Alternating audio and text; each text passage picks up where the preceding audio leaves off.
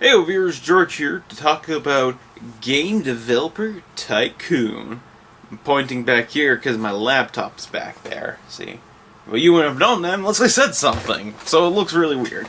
Okay, so Game Developer Tycoon. As the name suggests, essentially it's a tycoon-based game where you're trying to not only create video games, but a gaming company.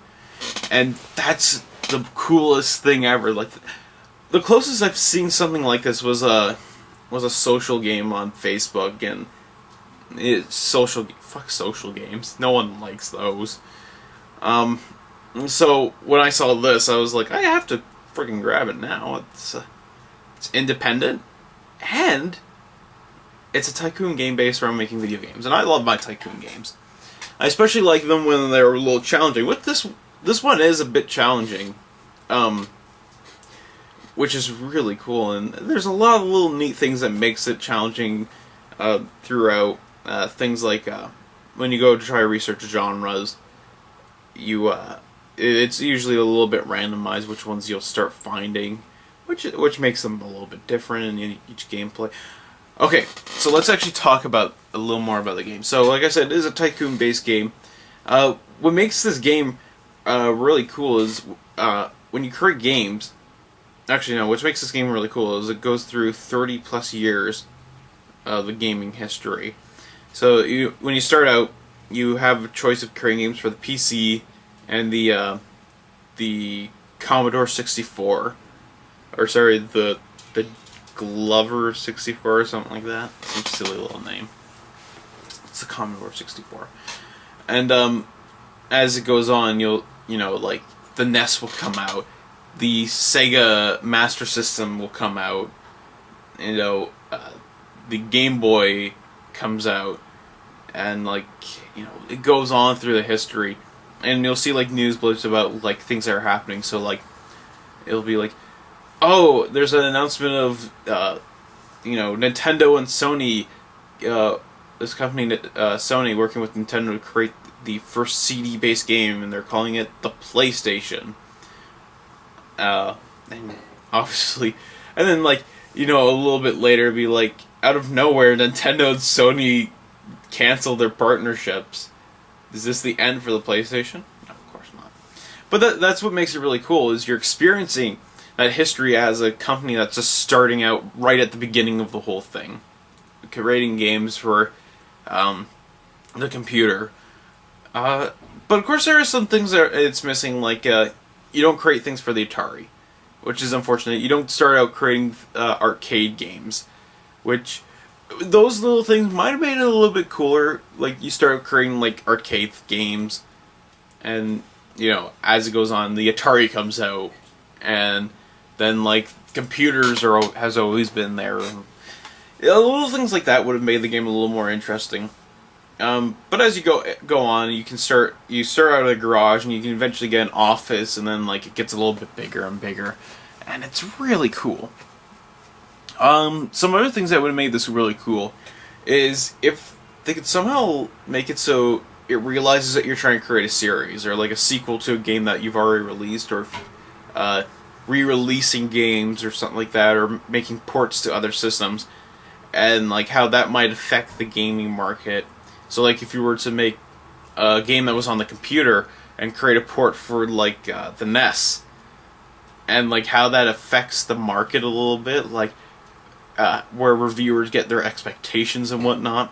So like, oh, it's not as good as the PC version or the original version, or the sequel doesn't live up to the original, or something like that. That would have been really cool, and maybe add like an extra depth of tycooning and actually even creating the games how you want to improve upon the sequel, because you get to create your own engine or engines. So like with each engine you can add things to it that you can use in other games. So like open world, better dialogue, better AI, controllers and joysticks, steering wheels, various other things, linear storylines, better sound. It's little things like that. 3D graphics and various different other 2D graphics. So it would have been really cool if that could somehow also relate to, creating series and franchises. That would have been cool. And, like, maybe which ones work better on which system. Well, actually, that's also in there. I should not say that's not included, because that's in there. Certain types of games work better on certain systems. So, games that don't tend to need your attention too much obviously works better on handheld, since you don't. Those are like played in short durations, whereas like RPGs work better on like computers and the consoles. So they have that, and you can also like research into target audience marketing, which is also really cool because then like M-rated games become like bigger and like cooler, essentially. There's beyond what I've just said. If you've played tycoon games, you sort of know what you're getting yourself into when you're looking at a game called Game Dev Tycoon. If you're not into the tycooning games, this might make you get a little bit into it because it's focused on game making, and a lot of people who like playing games tend to like the idea of making games. So this might persuade you, but this isn't for like people who are new to the genre or anything, because it does give fair challenge, because there's a lot to predict, and it's a lot of like business stuff. But with that said, it's not complicated. You're not going to be like swarmed in stats and whatnot, and like get lost in like a flurry of numbers. It's not that complicated. Like, there's numbers there, and that's another weird thing is like there are times where it gives you like a set of numbers, and it'll be like 1 million, and it'll show like the number 1, and it shows an M or K or whatnot, just so it condenses the numbers down.